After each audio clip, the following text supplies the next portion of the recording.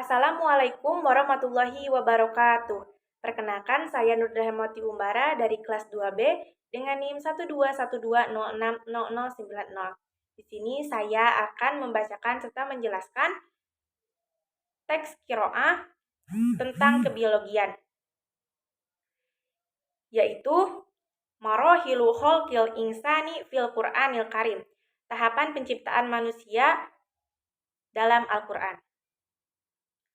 Khalaqallahu ta'ala al-insana ala iddati marohila. Fama hiya marohilu khalqil insani.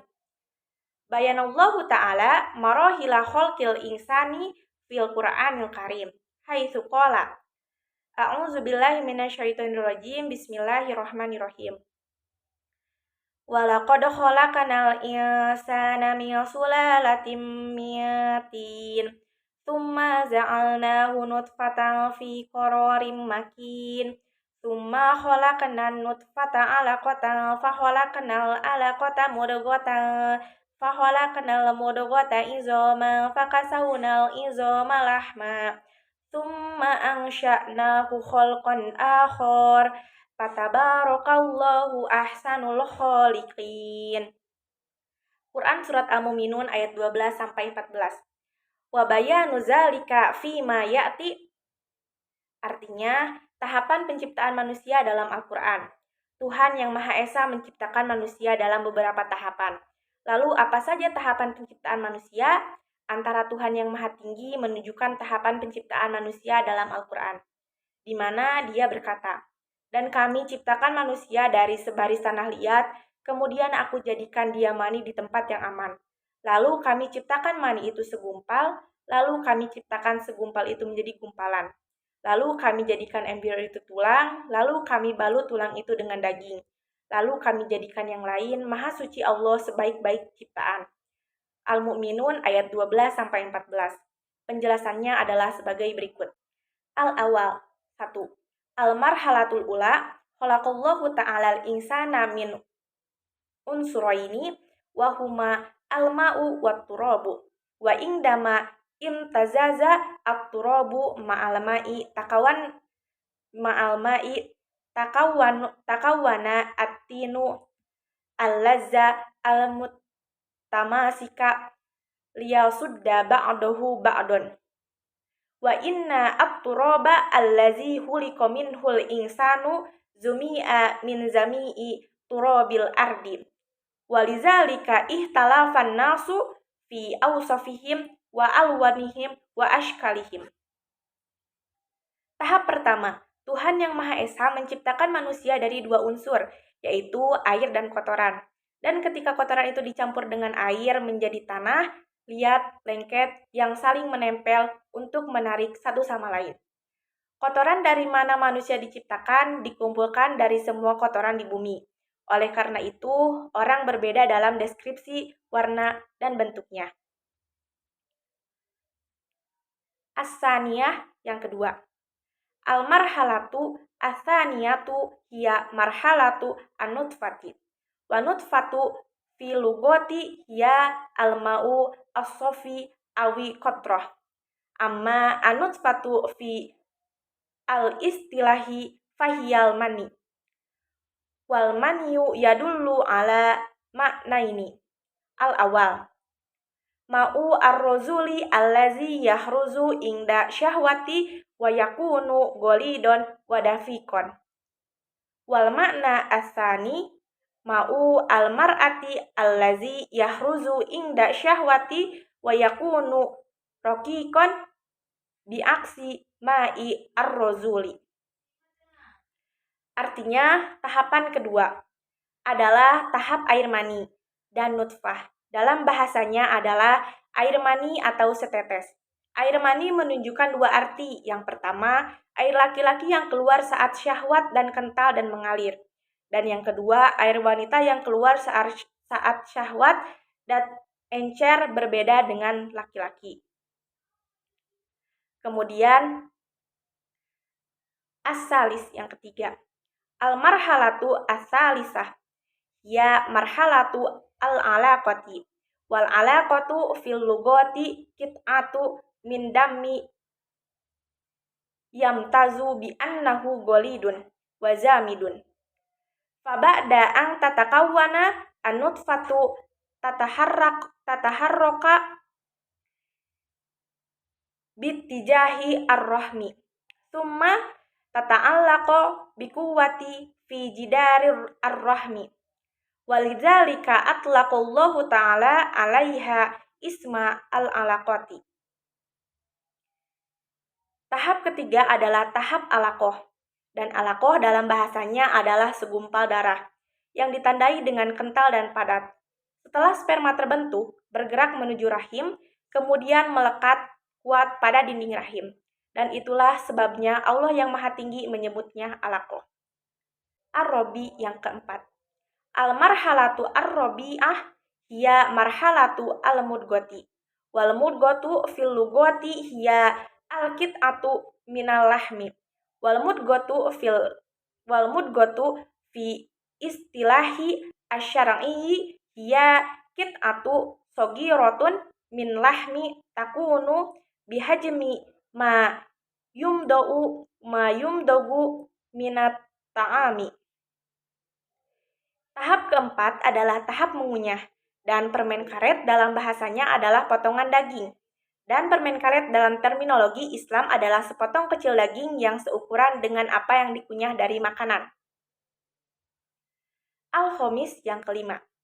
Al-marhalatu al-khomisah.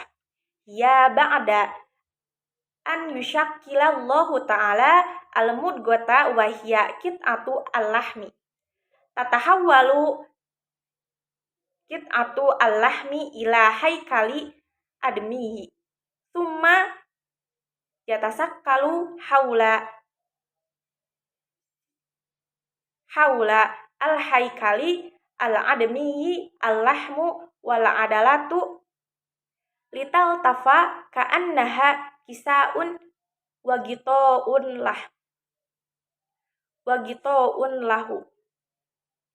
Yang kelima, yaitu setelah Tuhan yang Maha Kuasa telah membentuk mudghah, yaitu sepotong daging, potongan daging itu berubah menjadi kerangka. Kemudian terbentuk di sekitar kerangka, daging dan otot untuk membungkus seperti tertutup dan penutup untuk itu. As-sadis yang keenam.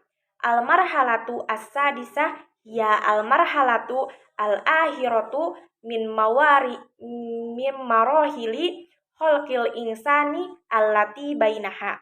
Al-Qur'anul Karim hiya marhalatu an-nash'ati wa tusamma aidan marhalatul khalqi akhir.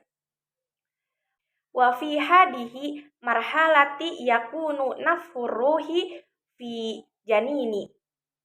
Fa fi hadihi al marhalati yatakhallaku al zaninu binal qati muhtalifati an khalqati al marahili as-sabiqati. Summa takunu marhalatu takwini hassata as-sam'i wal basari wa yastamirru numu al-insani fi rahmi ummihi hatta taktamila khalqatuhu. Tahap keenam adalah tahap terakhir dari tahap penciptaan manusia yang disebutkan Al-Quran. Ini adalah tahap inisiasi dan disebut juga tahap penciptaan lain. Dan pada tahap ini, ruh dihembuskan ke dalam janin dan penglihatan dan pertumbuhan manusia berlanjut di dalam rahim ibunya, sampai penciptaannya selesai. Pada ayat tersebut dijelaskan bahwa ketika telah berada dalam rahim seorang ibu, dalam waktu tertentu, yaitu 40 hari, nutfah tersebut berkembang menjadi alaqah atau segumpal darah. Kemudian dalam kurun waktu tertentu pula, alaqah tersebut berubah menjadi mudghah atau segumpal daging. Lalu selama kurun waktu tertentu, mudghah tersebut berubah menjadi tulang belulang yang terbungkus daging. Dan akhirnya tumbuh dan berkembang menjadi anak manusia. Sebagaimana telah disebutkan juga dalam ayat tersebut, kemudian kami menjadikan dia makhluk yang berbentuk lain. Dalam qiraah ini yang saya ketahui penulis memakai qawaid, yaitu fi'il madi, fi'il mudhari, harfu jar, ismu majrurun, isim ma'rifat, dan isim nakiroh. Fi'il madi adalah kata kerja yang telah berakhir atau sedang dilakukan, sedangkan fi'il mudhore adalah kata kerja yang sedang dilakukan. Isim nakiroh adalah kata umum, isim ma'rifat adalah kata khusus, huruf jar adalah huruf-huruf tertentu yang membuat kata benda atau isim menjadi majrur.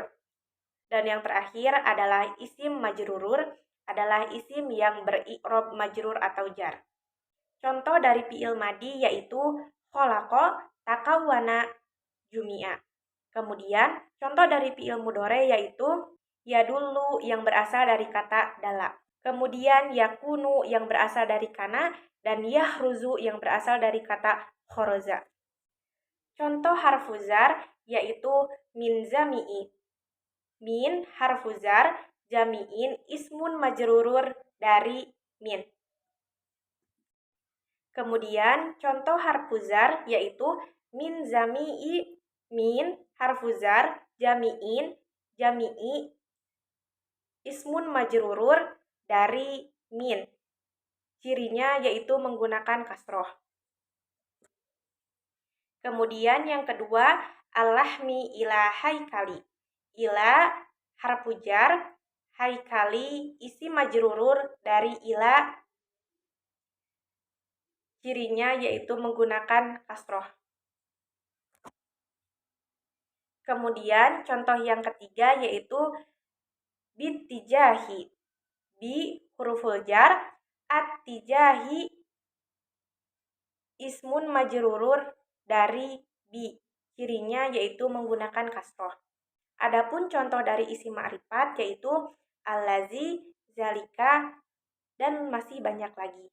Mungkin itu saja yang bisa saya sampaikan. Mohon maaf apabila banyak kesalahan dalam pembacaan, penerjemahan, maupun dalam menentukan qawaidnya. Terima kasih atas perhatiannya. Wabillahi taufiq wal hidayah. Wassalamualaikum warahmatullahi wabarakatuh.